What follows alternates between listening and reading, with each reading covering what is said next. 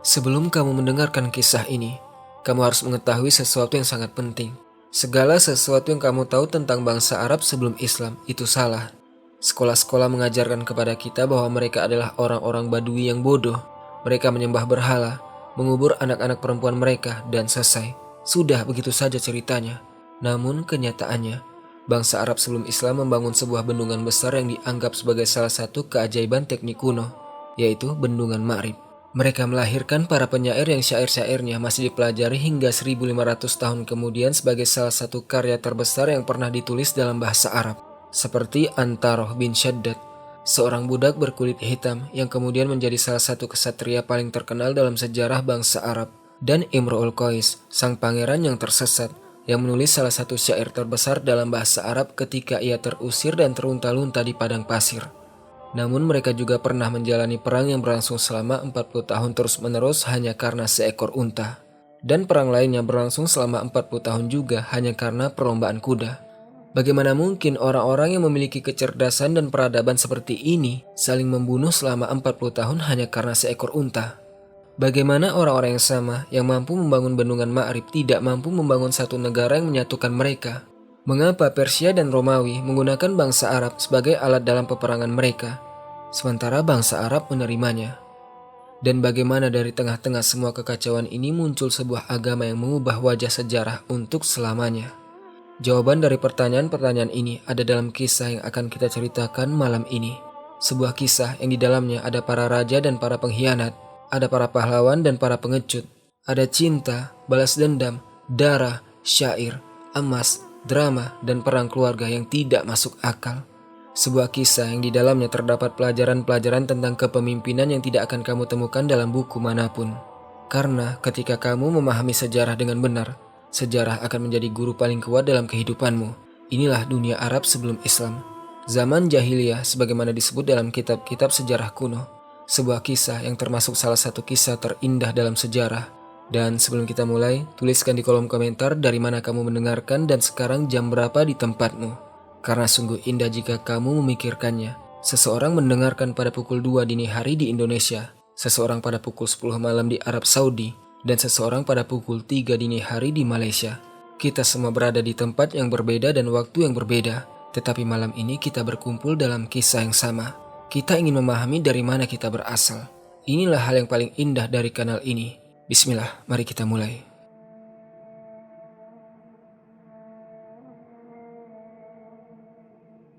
Mari kita mulai dari awal, dari tanah itu sendiri, dari geografi yang membentuk bangsa Arab dan membentuk kehidupan mereka. Semenanjung Arab adalah sebidang tanah yang sangat luas yang terletak di barat daya Asia dan membentang dalam wilayah yang sangat luas. Di sebelah barat berbatasan dengan Laut Merah, di sebelah timur dengan Teluk Arab, di sebelah selatan dengan Samudra Hindia, dan di sebelah utara membentang hingga Syam dan Irak, wilayah-wilayah yang dahulu berada di bawah kekuasaan imperium-imperium besar. Luasnya sekitar 3 juta kilometer persegi, sebuah wilayah yang sangat besar, yang sebagian besarnya merupakan gurun tandus, hampir tidak memiliki air. Suhu pada musim panas dapat mencapai 50 derajat Celcius, sedangkan malam hari pada musim dingin sangat dingin, mendekati titik beku. Hujan sangat jarang dan hanya turun dalam waktu-waktu singkat sepanjang tahun. Dan kekeringan selalu menjadi penguasa keadaan. Namun gurun yang keras ini tidak sama di setiap tempat. Sebaliknya, wilayah ini terbagi menjadi daerah-daerah yang sangat berbeda. Di bagian selatan, di Yaman, tanahnya relatif subur berkat hujan musiman yang datang dari lautan. Pegunungan-pegunungan tinggi di Yaman menghentikan awan yang datang dari laut, sehingga hujan pun turun dan mengairi lembah-lembah yang hijau. Disinilah peradaban-peradaban besar berdiri. Disinilah kerajaan-kerajaan kuat dibangun. Disinilah pertanian, perdagangan, dan pembangunan yang maju berkembang. Di bagian tengah, di Najd dan Hijaz, gurun adalah satu-satunya penguasa yang tidak terbantahkan dan tanpa tandingan. Pasir, pegunungan, dataran tinggi berbatu, serta beberapa oasis kecil yang tersebar di sana-sini di sekitar sumur dan mata air. Disinilah suku-suku Badui hidup, berpindah-pindah di antara padang-padang pengembalaan yang sedikit, mencari air dan rerumputan untuk hewan-hewan mereka yang berharga. Kehidupan sangat keras. Yang kuatlah yang bertahan hidup, sedangkan yang lemah tidak memiliki tempat di dunia gurun yang mengerikan ini. Di bagian utara, di wilayah Syam dan Irak, tanahnya lebih subur berkat sungai-sungai dan hujan yang teratur. Disinilah bangsa Arab bersentuhan dengan peradaban-peradaban Mesir. Kekaisaran Bizantium di sebelah barat, dan Kekaisaran Persia di sebelah timur. Dan di sebelah barat, di pesisir Laut Merah, terdapat Makkah Al-Mukarramah, Yastrib, dan Taif, kota-kota perdagangan yang penting. Kota-kota ini merupakan tempat persinggahan bagi kafilah-kafilah dagang besar yang membawa barang-barang antara Yaman, Syam, Persia, dan Mesir. Geografi dengan segala kekerasan dan keragamannya ini membentuk karakter bangsa Arab dan menentukan cara hidup mereka serta cara mereka berpikir. Gurun mengajarkan mereka kesabaran, keberanian, ketahanan, dan kemampuan untuk bertahan hidup dalam kondisi yang paling ekstrim yang mungkin dihadapi oleh manusia.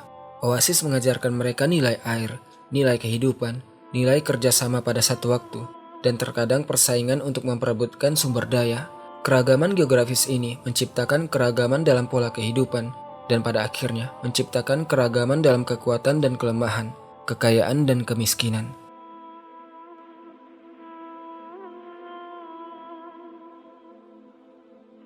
Sekarang mari kita melakukan perjalanan ke selatan, menuju Yaman, tempat berdirinya kerajaan-kerajaan Arab terbesar sebelum Islam. Yaman bukan sekedar wilayah Arab biasa. Yaman merupakan pusat peradaban yang maju dan makmur selama ribuan tahun. Bangsa Arab kuno menyebutnya Arabia Felix, karena kesuburan tanahnya dan kekayaan yang luar biasa dari perdagangan dunia. Disinilah di Yaman, sekitar abad ke-12 sebelum Masehi, muncul kerajaan-kerajaan Arab terorganisasi yang pertama, Kerajaan Saba. Pada abad ke-8 sebelum Masehi, muncul Kerajaan Saba, kerajaan Yaman yang paling terkenal dan terbesar sepanjang sejarah. Ibu kotanya adalah Ma'rib, kota legendaris yang disebutkan dalam Al-Quran, Taurat, dan kitab-kitab sejarah. Saba merupakan kekuatan ekonomi dan politik yang menguasai seluruh bagian selatan Jazirah Arab. Mereka menguasai perdagangan luban atau frankincense, yakni resin harum dari pohon Boswellia, salah satu komoditas paling mahal di dunia kuno tanpa ada tandingannya. Luban digunakan di kuil-kuil dan dalam ritual keagamaan di berbagai peradaban kuno, dari Mesir hingga Roma dan Persia. Hampir satu-satunya sumber utama komoditas ini berasal dari wilayah selatan Jazirah Arab, terutama Yaman, Oman, dan pesisir Laut Arab. Kafilah-kafilah Saba berangkat dari Ma'rib dengan membawa luban, yaitu resin harum yang dikenal di dunia sebagai frankincense, serta rempah-rempah dan bumbu-bumbu yang sangat berharga. Mereka menempuh ribuan kilometer melewati gurun tandus, dari satu tempat persinggahan ke tempat lainnya, hingga mencapai Syam, Mesir, dan Irak. Dan sepanjang perjalanan, suku-suku mengambil pungutan sebagai imbalan atas perlindungan dan izin untuk melintas. Dengan demikian, semua orang mendapatkan keuntungan dari perdagangan ini. Bangsa Saba menjadi sangat kaya. Mereka membangun istana-istana megah, kuil-kuil besar, dan tembok-tembok kokoh di sekitar kota-kota mereka. Namun, pencapaian mereka yang paling besar dari semuanya adalah Bendungan Ma'rib. Bendungan Ma'rib merupakan salah satu proyek teknik terbesar dalam sejarah kuno, sebuah keajaiban teknik yang benar-benar luar biasa menurut segala ukuran yang dikenal pada masa itu. Bendungan tersebut menahan air hujan musiman yang datang dari pegunungan, kemudian menyalurkannya ke lahan-lahan pertanian melalui sistem irigasi yang rumit. Panjangnya sekitar 600 meter dan tingginya 20 meter. Bendungan ini dibangun dari batu-batu besar yang tersusun dengan sangat kokoh. Di belakang bendungan, jutaan meter kubik air tertampung, cukup untuk mengairi puluhan ribu hektar lahan. Sistem irigasinya sangat cerdas. Saluran-saluran air bercabang menjangkau setiap ladang, sementara pintu-pintu air mengatur jumlah air dengan sangat tepat. Berkat bendungan ini, Ma'rib dan daerah sekitarnya berubah menjadi taman hijau di tengah gurun. Ladang gandum, jelai, pohon kurma, dan berbagai macam buah-buahan. Penduduk semakin bertambah, kekayaan mereka berlipat ganda, kekuatan militer semakin besar, dan Saba menjadi kekuatan yang sama sekali tidak bisa diremehkan. Para raja Saba dikenal dengan gelar Mukarrib, yang berarti orang yang menyatukan, karena mereka menyatukan suku-suku di bawah pemerintahan pusat yang kuat. Raja yang paling terkenal di antara mereka adalah Karib Ilwatar, yang memerintah pada abad ke-7 sebelum Masehi dan mengubah jalannya sejarah. Raja besar ini menyatukan sebagian besar Yaman di bawah kekuasaannya. Ia membangun istana-istana megah, memerangi kerajaan-kerajaan saingan dan meraih kemenangan. Istana yang paling terkenalnya adalah Istana Salhin, yang selama berabad-abad dinyanyikan oleh para penyair. Sebuah istana megah yang dipenuhi emas dan berbagai hiasan. Namun segala sesuatu yang besar, betapapun kuatnya, suatu hari pasti akan melemah dan jatuh. Kerajaan Saba mulai terlibat dalam berbagai konflik dengan kerajaan-kerajaan lain. Dengan Ma'in, Kotaban, Hadramaut, dan Himyar. Peperangan menguras sumber daya, kekuasaan pusat melemah, dan suku-suku mulai melepaskan diri dari pemerintahan pusat.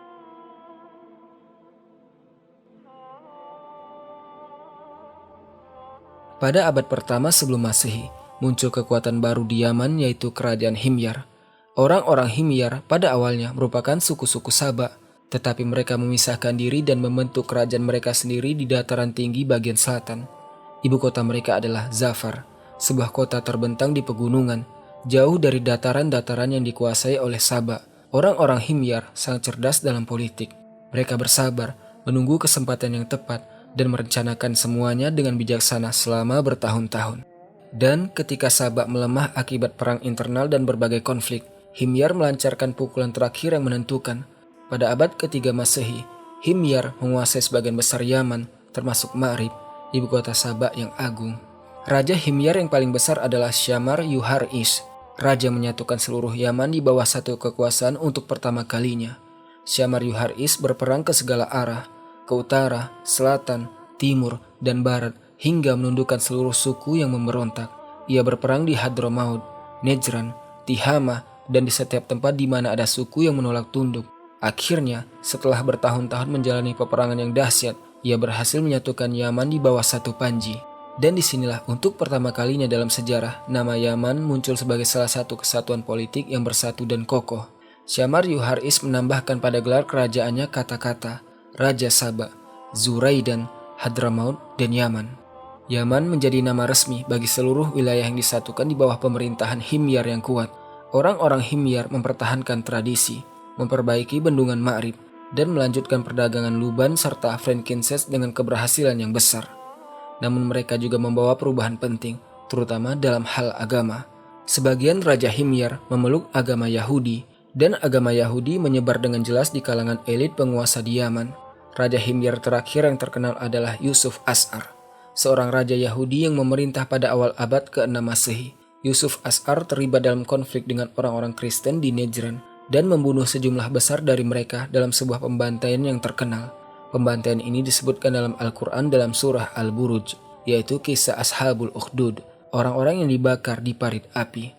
Peristiwa ini memancing kemarahan kekaisaran Bizantium yang beragama Kristen, yang kemudian meminta sekutu mereka, bangsa Habasyah di Ethiopia, untuk turun tangan. Bangsa Habasyah menyerbu Yaman pada tahun 525 Masehi. Mereka mengalahkan Yusuf As'ar dan membunuhnya, kemudian menguasai seluruh Yaman. Dengan demikian berakhirlah pemerintahan Himyar, kerajaan Arab Yaman terakhir yang besar sebelum Islam, hanya beberapa waktu sebelum datangnya Islam.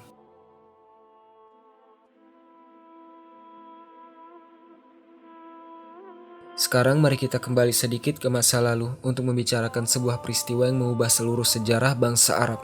Runtuhnya bendungan Ma'rib, banjir Al-A'rim, bencana besar. Bendungan yang telah bertahan selama lebih dari 1000 tahun itu mulai mengalami keretakan sekitar abad ke-6 Masehi. Pemeliharaannya terbengkalai. Peperangan telah menguras sumber daya. Kekuasaan pusat melemah dan tidak lagi mampu memperbaikinya. Kerusakan semakin bertambah, retakan-retakan semakin melebar, dan manusia mulai merasakan bahaya yang akan datang, yang sama sekali tidak dapat dihindari. Pada suatu hari, bendungan itu akhirnya runtuh sepenuhnya. Jutaan meter kubik air meluncur sekaligus dalam sebuah banjir besar yang menyapu segala sesuatu yang berada di jalurnya. Ladang-ladang terendam, desa-desa hancur luluh lantah, orang-orang melarikan diri, dan kehidupan yang sebelumnya makmur berubah menjadi bencana yang menghancurkan. Al-Quran menyebutkan peristiwa ini dalam surah Saba, yaitu banjir Al-A'rim sebagai hukuman dari Allah terhadap kaum yang menyombongkan diri dan menolak bersyukur. Setelah bendungan runtuh, tidak mungkin lagi mengolah lahan-lahan yang luas seperti sebelumnya dengan tingkat efisiensi yang tinggi. Kekeringan menyebar, kelaparan mulai terjadi, dan kehidupan menjadi sangat sulit bagi penduduk yang sebelumnya terbiasa hidup dalam kemakmuran dan kekayaan. Lalu apa yang dilakukan oleh mereka? Mereka bermigrasi, migrasi besar-besaran. Suku-suku Yaman secara keseluruhan meninggalkan Yaman untuk mencari tanah baru dan mencari kehidupan yang lebih baik di wilayah utara dan tengah. Suku Aus dan Khazraj bermigrasi ke Yastrib yang kelak menjadi Madinah Al-Munawwarah setelah hijrahnya Nabi Muhammad. Suku Ghassan bermigrasi ke wilayah Syam dan mereka mendirikan kerajaan Ghassan yang bersekutu dengan bangsa Romawi Bizantium. Suku Khuza'ah menetap di sekitar Makkah Al-Mukarramah dan menguasai Ka'bah sebelum Quraisy datang dan mengambilnya dari mereka. Suku-suku Azad pergi ke Oman dan menyebar di wilayah timur Jazirah Arab. Mereka mencari air dan padang pengembalaan. Migrasi besar ini mengubah peta politik dan demografi semenanjung Arab secara keseluruhan. Suku-suku Yaman yang kuat dan relatif maju menyebar ke wilayah utara dan bercampur dengan suku-suku yang memang telah tinggal di sana. Sebagian dari suku-suku ini mendirikan kerajaan-kerajaan baru, sementara sebagian lainnya menjalani kehidupan badui di padang pasir yang keras. Namun mereka semua membawa serta kenangan tentang Yaman, kenangan tentang peradaban besar yang dahulu pernah ada di Ma'rib.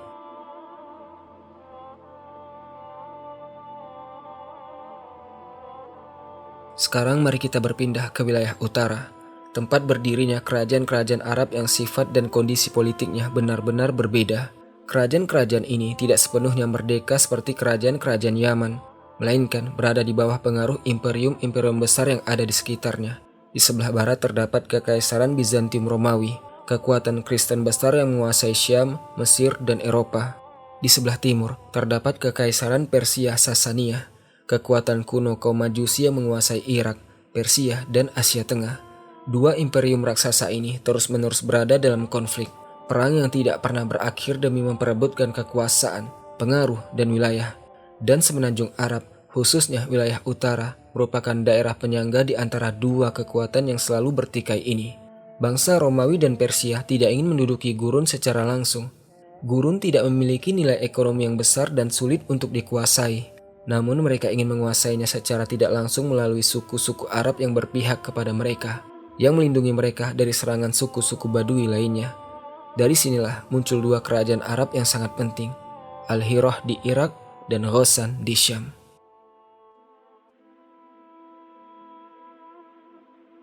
Di pinggiran Irak, dekat sungai Efrat, di sebuah wilayah yang disebut Najaf, berdirilah kota Al-Hirah. Al-Hirah merupakan pusat perdagangan dan kebudayaan yang sangat penting. Sebuah titik pertemuan antara kehidupan Badui dan peradaban Persia yang maju. Pada abad ke-3 Masehi, sekitar tahun 268 Masehi, Amr bin Adi mendirikan kerajaan Al-Hirah. Amr bin Adi berasal dari suku Lakhem, sebuah suku Arab dari Yaman yang bermigrasi dari wilayah selatan setelah peristiwa banjir Al-A'rim. Dinasti yang berkuasa di Al-Hirah dikenal dengan nama Manazirah, yang dinisbatkan kepada nama Al-Munzir, nama yang berulang kali digunakan oleh para raja mereka. Manazirah bersekutu dengan Kekaisaran Persia Sasania. Mereka menjadi perisai Arab yang melindungi perbatasan barat Persia. Bangsa Persia memberikan uang, senjata, dan dukungan militer kepada Manazirah sebagai imbalan atas perlindungan perbatasan dari serangan suku-suku Badui. Dan Manazirah mendapatkan keuntungan dari aliansi ini, kekuatan, kekayaan, penguasaan perdagangan, dan pengaruh yang luas. Al-Hirah berubah menjadi kota yang kaya dan makmur, istana-istana megah, pasar-pasar perdagangan yang besar, kehidupan budaya yang hidup dengan seni dan sastra. Raja Manazirah yang paling terkenal adalah An-Nu'man bin Al-Munzir, yang dikenal sebagai An-Nu'man Al-A'war, yang memerintah pada abad ke-5. Dan An-Nu'man ketiga bin Al-Munzir, raja terakhir Al-Hirah yang besar, yang hidup pada akhir abad ke-6 Masehi. An-Nu'man ketiga terkenal karena kedermawanan dan keberaniannya. Ia memiliki banyak kisah dalam kitab-kitab sastra dan sejarah Arab kuno. Yang paling terkenal adalah kisah Yaumul Bu'ats dan Yaum An-Naim. An-Nu'man memilih salah satu hari dalam setahun yang disebutnya sebagai Yaum An-Naim, hari kemakmuran. Siapapun yang bertemu dengannya pada hari itu akan ia muliakan dan diberi pemberian yang besar. Dan pada hari lain yang disebut Yaumul Bu'ats, hari kesengsaraan.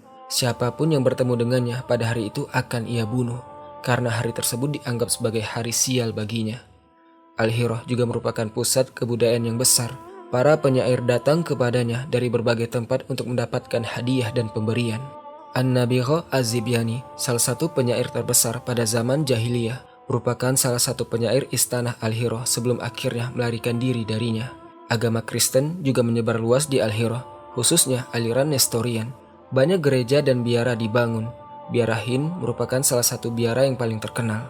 Biara tersebut dibangun oleh Hind binti Al-Harits, istri An-Nu'man, dan tetap berdiri hingga masa Islam. Namun, hubungan antara Manazirah dan Persia tidak selalu berjalan mulus dan tenang. Sebaliknya, terdapat banyak ketegangan.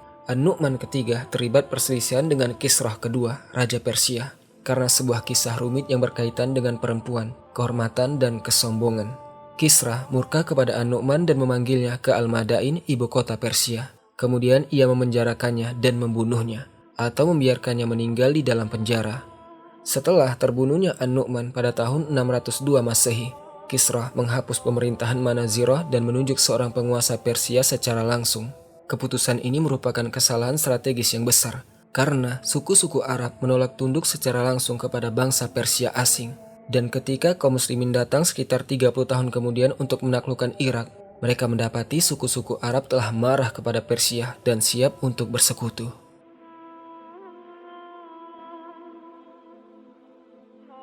Di sisi lain, di wilayah Syam, berdiri kerajaan Arab lain yang bersekutu dengan bangsa Romawi Bizantium. Ghassan merupakan suku dari Azd Yaman yang bermigrasi dari Yaman setelah runtuhnya bendungan Ma'rib. Mereka menetap di dekat sebuah mata air yang bernama Ghassan. Dari sinilah nama mereka Ghassan berasal, dinisbatkan kepada sumber air yang mereka minum selama perjalanan migrasi mereka yang panjang. Mereka terus bergerak ke utara hingga tiba di wilayah Syam, daerah subur dan kaya yang berada di bawah kekuasaan Romawi. Di sana telah hidup suku-suku Arab lainnya yang disebut Dajaimah. Mereka telah lama menjadi penguasa yang bekerja untuk Romawi di wilayah tersebut. Ghassan kemudian terlibat konflik dengan Dajaimah dan berhasil mengalahkan mereka serta menguasai wilayah tersebut dengan kekuatan dan kecerdikan. Bangsa Romawi melihat bahwa Ghassan lebih kuat dan lebih baik daripada Dajaimah, maka mereka mengangkat Ghassan menggantikan mereka sebagai penguasa wilayah tersebut. Dan dimulailah aliansi antara Ghassan dan Kekaisaran Bizantium, sebuah aliansi yang berlangsung selama berabad-abad. Ghassan mendirikan kerajaan mereka sekitar tahun 220 Masehi dan menjadikan Al-Jabiyah di Golan sebagai ibu kota mereka. Kerajaan mereka membentang di wilayah Suriah bagian selatan, Palestina, dan Yordania, sebuah wilayah strategis yang berada di antara gurun dan tanah-tanah yang subur. Raja Ghassan yang paling terkenal adalah Al-Harits bin Jabalah yang dijuluki Al-A'raj, yang memerintah pada abad ke-6 Masehi. Al-Harits bin Jabalah adalah seorang laki-laki yang kuat, berani, dan cerdas. Ia beberapa kali memerangi Manaziroh dan berhasil menghalau mereka dari Syam. Kaisar Bizantium Justinianus memberinya gelar Raja Bangsa Arab sebagai penghormatan atas perannya dalam melindungi perbatasan selatan kekaisaran. Bangsa Ghassan memeluk agama Kristen dengan mazhab Melkite. Mereka membangun gereja-gereja dan biara-biara di seluruh wilayah kekuasaan mereka, dan mereka menjadi bagian dari dunia Kristen Bizantium. Namun mereka tetap mempertahankan bahasa Arab dan tradisi kesukuan Arab mereka. Hasan bin Sabit yang kelak menjadi penyair Rasulullah. Pada masa mudanya, ia merupakan salah satu penyair istana Ghassan sebelum Islam. Ia memuji para raja mereka, mendapatkan hadiah-hadiah besar, dan menjalani kehidupan yang penuh kemewahan dan kesenangan di istana-istana mereka yang megah. Bangsa Ghassan membangun istana-istana yang indah dan kota-kota yang makmur. Istana Al-Musattah dan Istana Al-Kostal merupakan beberapa peninggalan mereka yang terkenal hingga hari ini.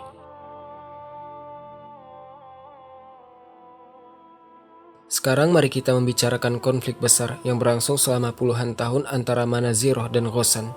Konflik ini bukan sekedar perselisihan antara dua suku Arab, tetapi merupakan cerminan dari konflik yang lebih besar antara Persia dan Romawi. Manaziroh sekutu Persia di timur, Ghassan sekutu Romawi di barat, dan gurun berada di antara keduanya. Sebuah medan perang yang terbuka, perang yang tidak pernah berakhir, serangan-serangan timbal balik, dendam dan pertumpahan darah, kemenangan dan kekalahan. Masing-masing pihak berusaha memperluas pengaruhnya, menguasai jalur-jalur perdagangan, melemahkan pihak lain, dan menyenangkan sekutu-sekutu besar mereka. Salah satu pertempuran yang paling terkenal antara kedua pihak adalah Yaum Halimah. Dalam pertempuran ini, Manaziroh meraih kemenangan besar atas Ghassan. Namun Ghassan membalas dalam pertempuran-pertempuran lainnya. Maka peperangan terus berlangsung tanpa akhir yang jelas ataupun kemenangan final yang menentukan. Konflik ini menguras kedua belah pihak, melemahkan mereka, dan membuat mereka tidak mampu menghadapi ancaman Islam yang kemudian datang. Ketika pasukan Islam datang pada abad ke-7 Masehi, kedua kerajaan tersebut jatuh dengan relatif mudah dan tanpa perlawanan yang besar. Pertempuran Yarmuk pada tahun 636 Masehi mengakhiri kekuasaan Ghassan. Raja terakhir mereka adalah Jabalah bin Al-Aiham. Ia masuk Islam kemudian murtad. Dan pertempuran Qadisiyah yang juga terjadi pada tahun 636 Masehi mengakhiri kekuasaan Persia atas Irak, dan dengan demikian juga mengakhiri kekuasaan atas Al-Hirah. Dengan demikian berakhirlah era-era kerajaan Arab yang berada di bawah kekuasaan imperium.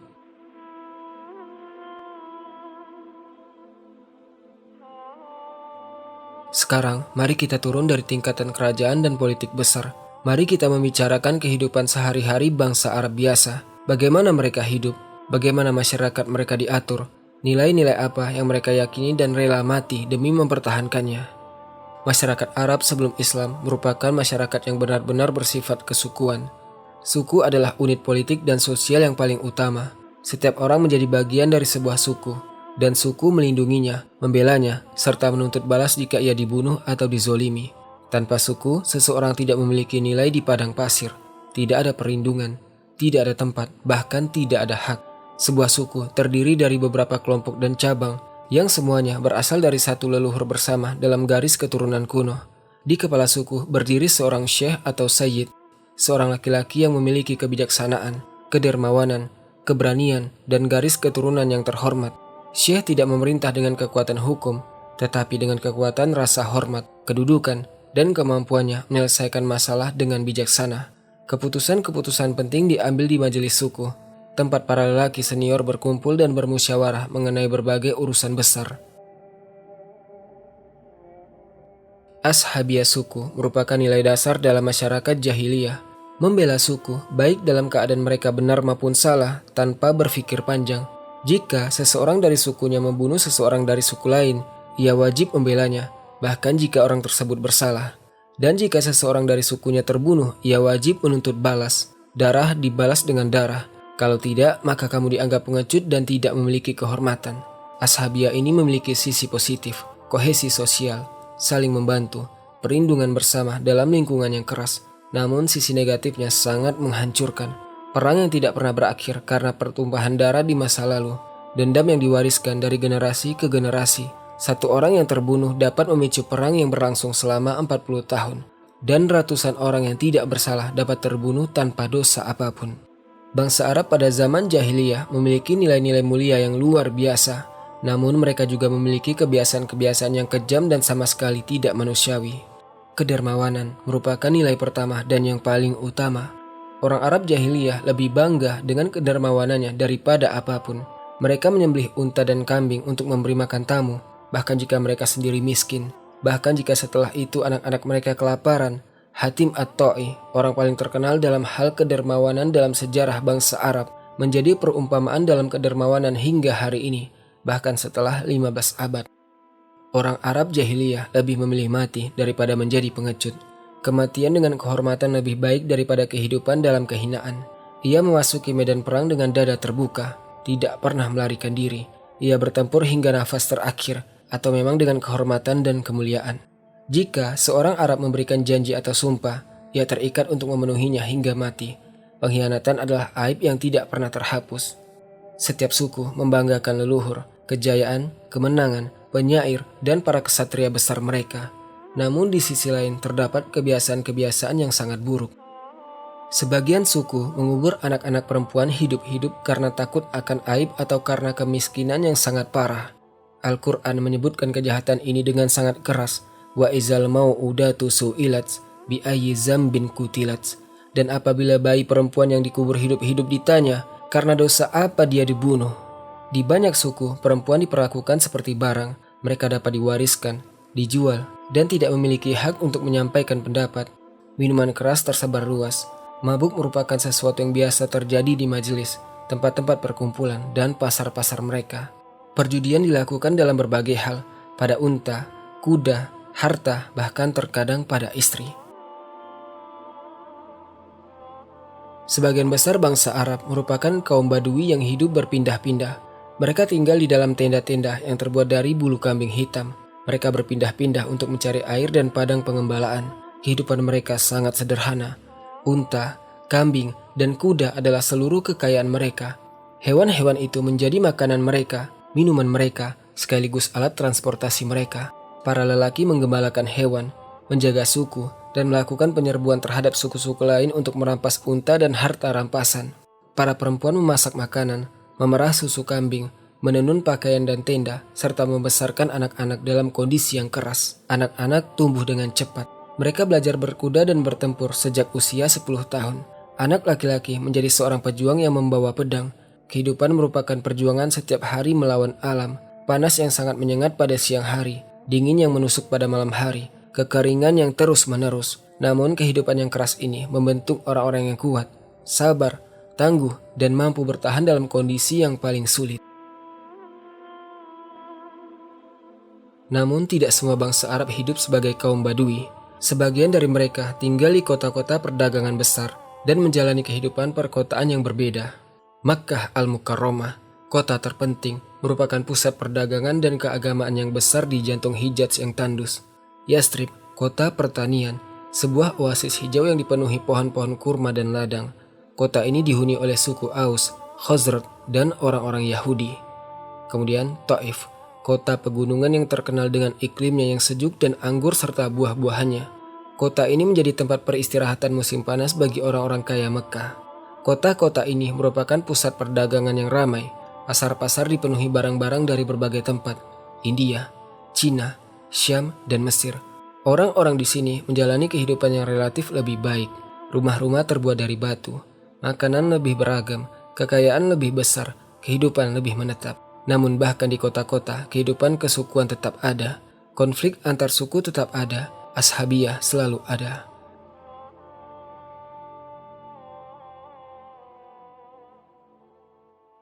Sekarang mari kita membicarakan perang-perang jahiliyah yang paling terkenal. Perang-perang yang berlangsung selama puluhan tahun karena alasan-alasan yang sangat sepele. Ayam al-A'rab, sebagaimana para sejarawan menyebutnya. Ratusan perang kecil dan besar yang terjadi antara suku-suku yang saling bermusuhan. Namun yang paling terkenal dan paling lama berlangsung adalah dua perang besar. Perang Al-Basus dan Perang Dahis dan Al-Ghobra. Kisah ini bermula dengan sangat mendalam. Seekor unta yang tersesat masuk ke wilayah yang dilindungi, lalu dibunuh. Namun, unta sederhana ini menyalakan perang yang berlangsung selama 40 tahun penuh, yang mana menewaskan ribuan laki-laki. Kulaib bin Robi'ah, pemimpin suku Taghlib. Ia merupakan orang terkuat di Jazirah Arab pada zamannya. Ia sangat sombong. Ia melarang orang-orang meminum air dari sumur-sumur tertentu atau menggembalakan hewan di padang-padang tertentu kecuali dengan izinnya. Kulaib bin Robi'ah berkata, "Aku telah melindungi wilayah ini. Siapapun yang memasuki wilayah perlindunganku tanpa izinku adalah pelanggar yang pantas dihukum." Al-Basus adalah seorang perempuan tua dari suku Bakr. Ia datang untuk mengunjungi putri saudari perempuannya, Jalilah, istri Jasas bin Murrah. Bersamanya ada seekor unta bernama Surab. Unta yang sangat ia sayangi, seolah-olah unta itu adalah satu-satunya putrinya dalam kehidupan. Suatu hari, unta Surab tersesat dan masuk ke wilayah yang dilindungi Kulaib untuk dirinya sendiri. Kulaib melihat unta tersebut dan marah. "Berani sekali seekor unta memasuki wilayah perlindunganku tanpa izinku." Maka ia melepaskan sebuah anak panah yang menembus ambing unta tersebut. Unta itu jatuh dan mati. Al-Basus mendengar berita itu. Ia keluar dari tendanya sambil berteriak dan menangis, "Alangkah dukanya, alangkah hinanya, wahai sungguh memalukan." Ia memanggil putra saudara perempuannya, Jasas bin Murrah, laki-laki yang seharusnya melindungi dirinya dan untanya. Ia berkata kepadanya, "Wahai Jasas, di mana engkau ketika aku adalah tetanggamu? Apakah untaku dibunuh sementara engkau hanya diam?" Ia merasa malu. Kulaib telah menghina tamunya. Ini tidak dapat diterima. Harga diri harus dipulihkan segera. Jasas pergi menemui Kulaibib. Ia mencoba berbicara dengannya. Ia meminta Kulaib untuk meminta maaf atau membayar diat atas unta tersebut. Namun Kulaib menolak dengan sombong. Apa kata Kulaib? "Untamu memasuki wilayah perlindunganku, ia pantas dibunuh, dan aku tidak akan membayar apapun." Maka Jasas marah. Ia kemudian menikam Kulaib dengan tombaknya. Ia membunuhnya. Orang terkuat di Jazirah Arab jatuh sebagai mayat hanya karena seekor unta. Suku Taghlib, suku Kulaib menuntut balas. Darah pimpinan mereka harus dibalas. Jasas harus mati. Suku Bakr, suku Jasas menolak menyerahkannya. "Dia adalah bagian dari kami. Siapapun yang ingin membunuhnya harus melewati kami terlebih dahulu." Dan perang pun meledak. 40 tahun pertempuran terus-menerus. Pertempuran, bentrokan, serangan, dan dendam yang tidak pernah berakhir. Di antara hari-hari paling terkenal dalam perang ini adalah Yaum An-Naha, Yaum Waridat, Yaum Al-Hana, Yaum Al-Qusaybat, dan Yaum Tihlak Al-Lamam. Al-Muhalhil bin Robi'ah, saudara Kulaib, ia bersumpah akan membunuh 100 orang dari Bakar sebagai balas dendam atas kematian saudara tercintanya. Dan benar saja, ia mulai membunuh. Dan ia terus membunuh. Dalam setiap pertempuran, ia membunuh puluhan orang tanpa belas kasihan dan tanpa rasa iba. Ia mengatakan syair-syair sedih yang menangisi saudaranya. Dan pada saat yang sama, ia membunuh siapapun yang ditemuinya dari suku Bakar. Perang terus berlangsung. Ribuan laki-laki dari kedua pihak terbunuh. Anak-anak menjadi pemuda. Pemuda menjadi orang tua dan orang-orang tua telah meninggal. Pada akhirnya sejumlah orang bijaksana turun tangan. Di antaranya adalah Al-Haris bin Abbad. Mereka memaksa kedua pihak berdamai.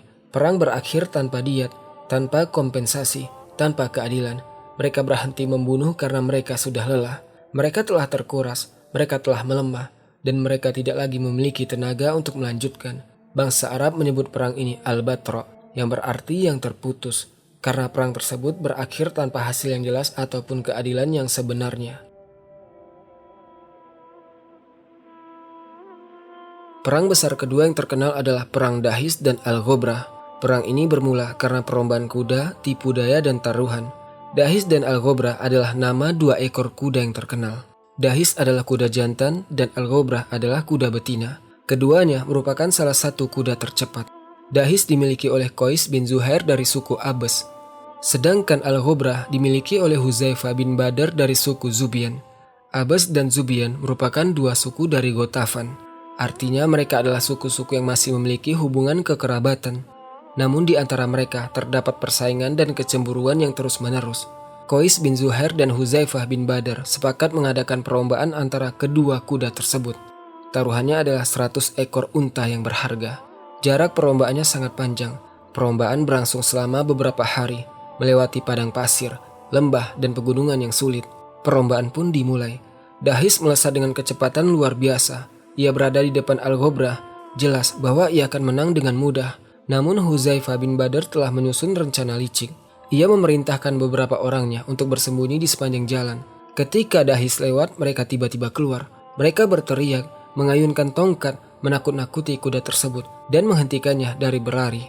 Al-Ghobrah memanfaatkan kesempatan itu. Ia menyalip Dahis, mencapai garis akhir terlebih dahulu, dan memenangkan perlombaan dengan tipu daya yang keji. Huzaifah menuntut taruhannya 100 ekor unta. Qais menolak, ini jelas sebuah kecurangan, aku tidak akan membayar apapun. Perselisihan berkembang menjadi pertengkaran. Pertengkaran berubah menjadi perkelahian. Huzaifah bin Badr terbunuh oleh Qais bin Zuhair. Suku Zubian menuntut balas. Suku Abbas menolak menyerahkan Qais. Dan pecahlah perang Dahis dan Al-Ghobrah. 40 tahun lagi perang. Ribuan orang terbunuh. Darah, dendam, dan kebencian diwariskan dari satu generasi ke generasi berikutnya. Dalam perang ini muncul Antaroh bin Shaddad, kesatria hitam dari suku Abbas, penyair sekaligus pejuang legendaris. Antaroh adalah putra seorang budak laki-laki dari Habasyah, dan ibunya juga berasal dari Habasyah. Namun ia membuktikan keberaniannya dalam berbagai pertempuran. Akhirnya ayahnya mengakuinya dan ia menjadi orang merdeka. Ia bertempur dengan keberanian yang luar biasa. Ia mengucapkan syair-syair yang indah, dan ia mencintai Ablah, putri pamannya, dengan cinta yang suci dan terkenal. Di antara syairnya dalam perang ini adalah, seandainya aku mengirim tombakku bersama seorang pengecut, niscaya dengan wibawaku ia akan menghadapi binatang-binatang buas. Perang terus berlangsung hingga akhirnya dua orang bijaksana turun tangan, Al-Haris bin Auf dan Huraim bin Sinan. Kedua orang ini mengumpulkan harta yang sangat besar dari kekayaan mereka sendiri. Mereka membayar diat untuk seluruh orang yang terbunuh dari kedua pihak, dan mereka memaksa kedua suku untuk berdamai. Akhirnya perang berakhir setelah 40 tahun kehancuran dan kerusakan yang terus-menerus. Penyair Zuhair bin Abi Sulma, salah satu penyair pemilik Mu'allaqat, memuji kedua orang tersebut dalam sebuah syair yang abadi. Ia berkata, di dalamnya terdapat sumpah, sungguh kalian berdua adalah sebaik-baik pemimpin yang ditemukan dalam segala keadaan, baik yang sulit maupun yang mudah. Kalian telah menyelamatkan Abbas dan Zubian setelah mereka hampir saling membinasakan, dan kalian telah mengangkat pedang di antara mereka. Darah yang telah mereka tumpahkan itu seperti minyak wangi minsam. Ini merupakan bahasa Arab yang digunakan untuk menggambarkan perang yang tidak dapat ditarik kembali, seperti minyak wangi yang telah dituangkan dan tidak mungkin dikembalikan lagi ke dalam botol. Sekarang mari kita berpindah ke topik yang berbeda. Perdagangan, tulang punggung perekonomian Arab sebelum Islam. Bangsa Arab adalah pedagang yang terampil. Penguasaan atas jalur-jalur perdagangan merupakan sumber kekayaan dan kekuatan bagi setiap suku dan kota. Jalur perdagangan terpenting di Jazirah Arab adalah jalur Ruban dan Frankincense, jalur yang menghubungkan Yaman dengan Syam. Jalur ini membawa luban, rempah-rempah, dan bumbu-bumbu dari bagian selatan Jazirah Arab menuju utara, kemudian ke seluruh dunia. Kafilah-kafilahnya sangat besar. Ribuan unta membawa barang-barang dagangan dan berjalan melewati gurun selama berminggu-minggu, bahkan berbulan-bulan. Tempat-tempat persinggahan di sepanjang jalur ini adalah kota-kota dan oasis-oasis besar. Makkah Al-Mukarramah, Yastrib, Taif, dan Dumatul Jandal. Setiap kota mengambil biaya dan pungutan sebagai imbalan karena mengizinkan kafilah lewat serta menyediakan perlindungan, air, dan makanan. Makkah Al-Mukarramah mendapatkan keuntungan lebih besar dibandingkan yang lainnya. Lokasinya yang strategis di tengah jalur menjadikannya pusat perdagangan yang besar. Quraisy, suku yang tinggal di Mekah, menjadi suku Arab yang paling kaya berkat penguasaan mereka atas perdagangan. Abdul Muthalib bin Hashim, kakek Nabi Muhammad SAW, merupakan salah satu pedagang besar Mekah yang paling kaya dan terkenal. Dan Muhammad sendiri sebelum kenabian adalah seorang pedagang yang bepergian bersama kafilah Quraisy menuju Syam, Yaman, dan Irak. Al-Quran menyebutkan perjalanan musim dingin dan perjalanan musim panas dalam surah Al-Quraisy. Li'ila fi Quraisy, ila fihim rihlatash syita'i was-shaif. Karena kebiasaan orang-orang Quraisy, yaitu kebiasaan mereka melakukan perjalanan pada musim dingin dan musim panas. Pada musim dingin, kafilah pergi ke selatan menuju Yaman, tempat yang lebih hangat dan memiliki barang-barang Yaman yang sangat berharga. Pada musim panas, kafilah pergi ke utara menuju Syam, tempat udaranya lebih sejuk dan memiliki berbagai macam barang dagangan dari Syam. Perjalanan-perjalanan ini merupakan kegiatan yang terorganisasi. Perusahaan-perusahaan perdagangan besar, pendanaan bersama, pembagian keuntungan, dan sistem pencatatan yang sangat teliti. Quraisy berhasil membuat perjanjian perlindungan dengan semua suku yang berada di sepanjang jalur. Al-Ilaf berarti keamanan dan perlindungan. Maka kafilah-kafilah mereka berjalan dengan aman. Tidak ada seorang pun yang berani menyerangnya, karena Quraisy telah membayar semua pihak dan membuat semua pihak merasa puas. Selain perdagangan melalui kafilah, terdapat pula pasar-pasar musiman besar tempat bangsa Arab dari berbagai penjuru berkumpul. Pasar-pasar yang paling terkenal ada 3, Pasar Ukas, Pasar Maljannah, Pasar Zulmajas, semuanya berada di sekitar Mekkah. Pasar Ukas adalah yang paling terkenal dari semuanya. Pasar ini diadakan pada bulan Zulqa'dah, salah satu bulan-bulan haram. Para pedagang datang dari berbagai tempat. Mereka memamerkan barang-barang dagangan, bertukar barang, menjual dan membeli, serta mendapatkan keuntungan yang sangat besar. Namun pasar ini bukan sekedar tempat perdagangan, ia juga merupakan tempat pertemuan budaya, sosial, dan politik yang sangat penting. Para penyair datang untuk membacakan syair-syair mereka. Orang-orang mendengarkan dan menilai. Penyair yang menonjol mendapatkan ketenaran yang luas. Para orator menyampaikan pidato-pidato mereka.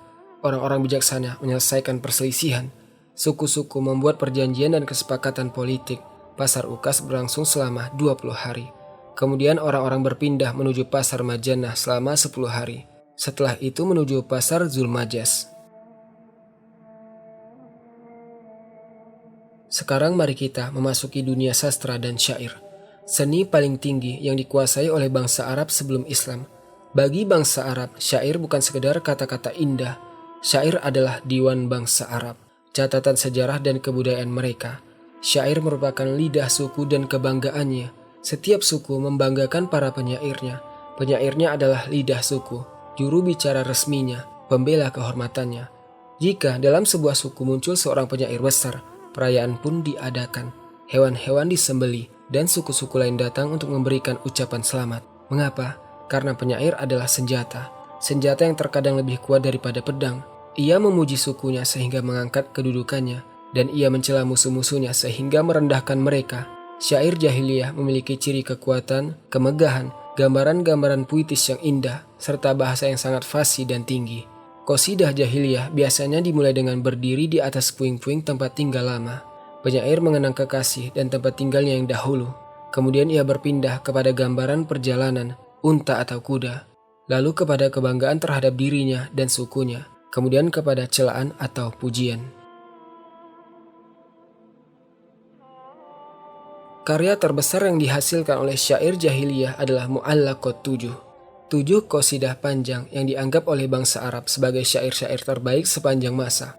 Disebut Mu'allaqat karena menurut sebagian riwayat, syair-syair tersebut digantung di dinding Ka'bah sebagai penghormatan kepadanya.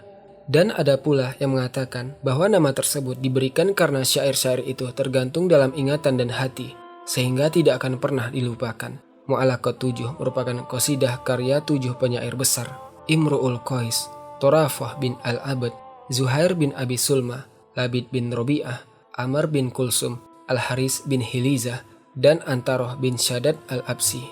Imru'ul Qais, sang penyair pengembara, sang pangeran yang tersesat, kerajaannya hilang, sehingga ia mengembara di padang pasir sambil menangisi masa lalunya. Mu'allaqatnya dimulai dengan hati paling terkenal dalam syair Arab.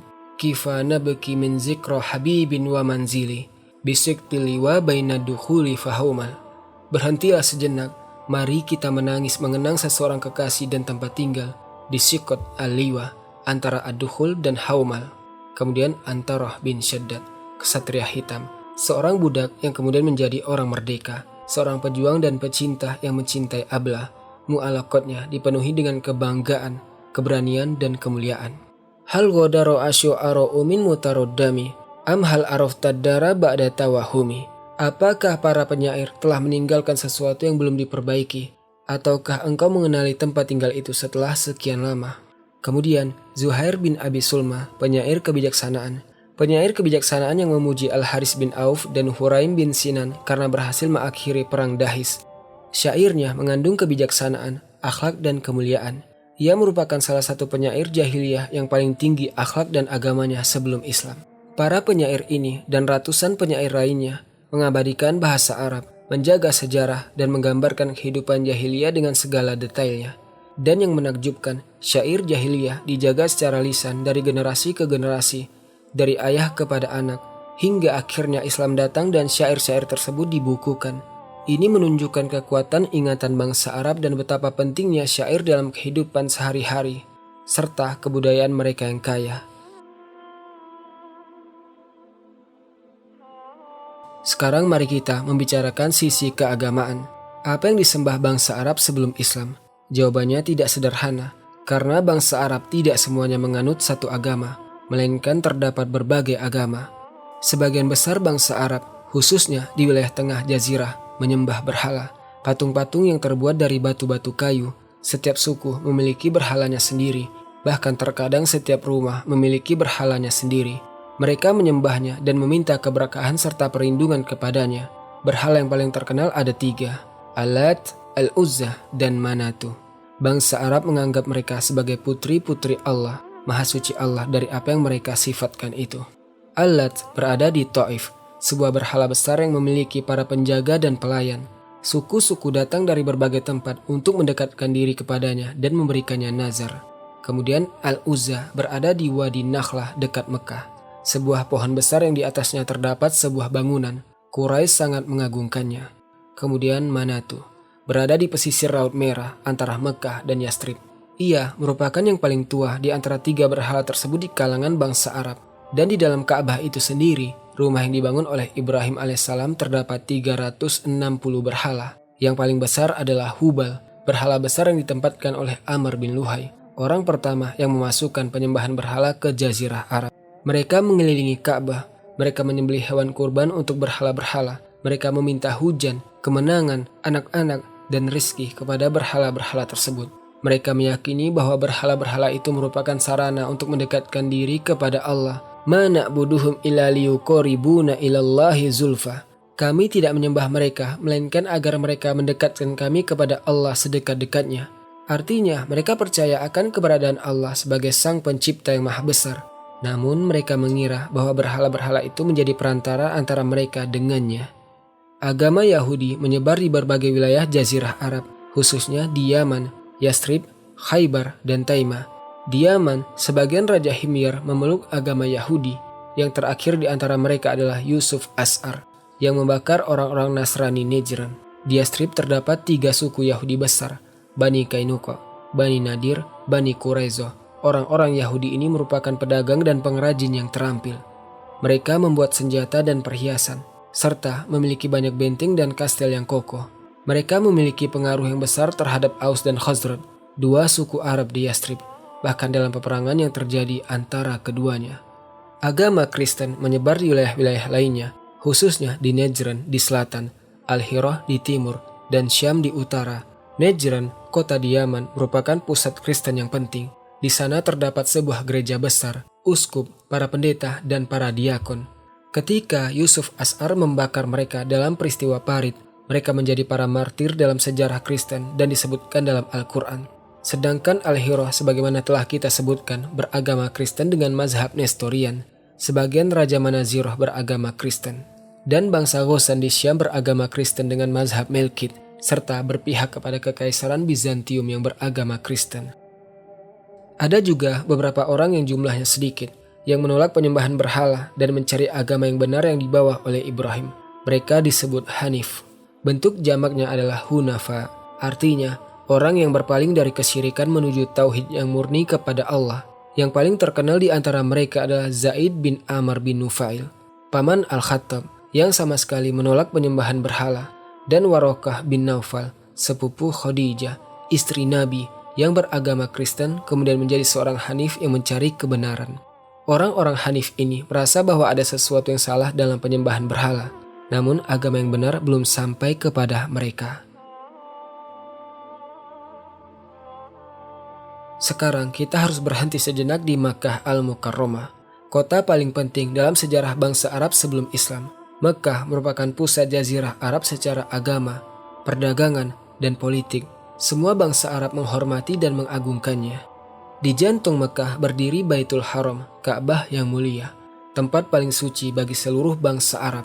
Bangsa Arab meyakini bahwa Ka'bah dibangun oleh Ibrahim dan putranya Ismail alaihissalam ribuan tahun yang lalu. Dan ini benar sebagaimana diberitakan Al-Quran, wa iz yarfa'u Ibrahimul qawa'ida minal baiti wa Ismail. Dan ketika Ibrahim meninggikan dasar-dasar Baitullah bersama Ismail. Ka'bah merupakan Baitullah tempat ibadah. Namun seiring berjalannya waktu, bangsa Arab memenuhinya dengan berhala dan patung. Seluruh bangsa Arab dari berbagai suku datang berhaji ke Ka'bah setiap tahun. Mereka mengelilinginya sebanyak 7 putaran.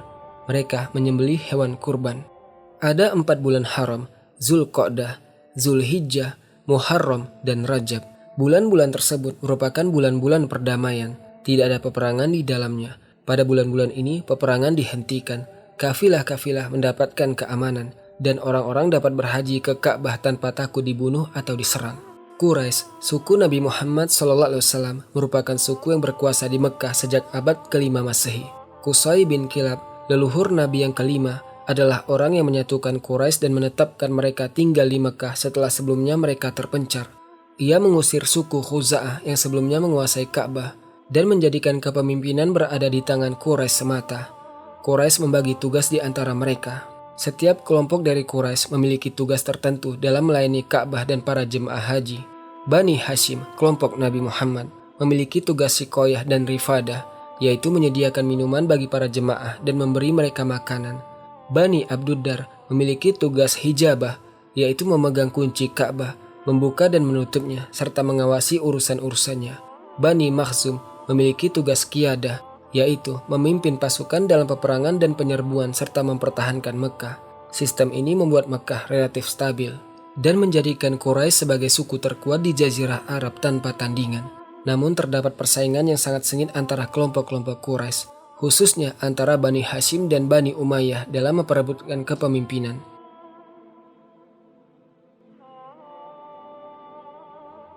Pada tanggal 570 Masehi, tahun ketika Nabi Muhammad lahir, terjadi sebuah peristiwa besar yang mengubah sejarah. Abraha al-Ashram, penguasa Yaman dari Habasyah, memutuskan untuk menghancurkan Ka'bah agar bangsa Arab pergi berhaji ke gerejanya di Son'a. Ia kemudian menyiapkan pasukan yang sangat besar. Bersamanya terdapat seekor gajah besar. Ia bergerak menuju Mekkah untuk menghancurkan Baitullah dan merendahkan bangsa Arab. Quraisy tidak mampu melakukan perlawanan. Pasukan Habasyah jauh lebih kuat. Maka penduduk Mekkah melarikan diri ke pegunungan di sekitarnya. Abdul Muthalib, kakek Nabi dan pemimpin Quraisy, ia pergi menemui Abraha untuk berunding dengannya. Namun ia menolak untuk mundur. Abdul Muthalib mengatakan perkataan yang terkenal, "Aku adalah pemilik unta-unta itu. Sedangkan Baitullah memiliki Tuhan yang akan melindunginya." Abraha berdiri di hadapan Ka'bah bersama pasukan dan gajahnya. Ia memerintahkan gajah untuk maju dan menghancurkan Baitullah. Namun gajah itu menolak untuk maju. Ia berlutut di tanah dan tidak bergerak satu langkah pun menuju Ka'bah. Tidak peduli seberapa keras mereka memukulnya, gajah itu tidak mau menuju Baitullah.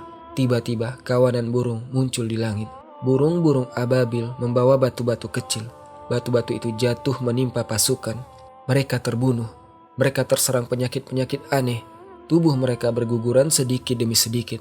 Abraha sendiri melarikan diri. Namun penyakit itu menimpanya dan ia meninggal di perjalanan sebelum sampai ke Yaman. Mukjizat ini semakin mengangkat kedudukan Mekah dan membuat Quraisy semakin bangga dan mulia. Sekarang kita telah sampai pada tahap terakhir, kondisi politik dan sosial tepat sebelum munculnya Islam. Abad ke-6 Masehi, abad ketika Muhammad akan dilahirkan dan diutus membawa risalah. Abad ini dipenuhi dengan kekacauan. Kerajaan-kerajaan Arab yang besar telah jatuh atau melemah. Yaman berada di bawah kekuasaan bangsa Habasyah, kemudian Persia. Al-Hirah telah kehilangan pemerintahan Manazirah. Bangsa Persia menghapus pemerintahan Arab dan menunjuk penguasa-penguasa Persia secara langsung. Ghassan melemah karena konflik dengan Romawi dan Manazirah dan menjadi sekedar bayangan dari kekuatan mereka sebelumnya. Suku-suku Arab terpecah, tidak ada persatuan, tidak ada pemerintahan pusat.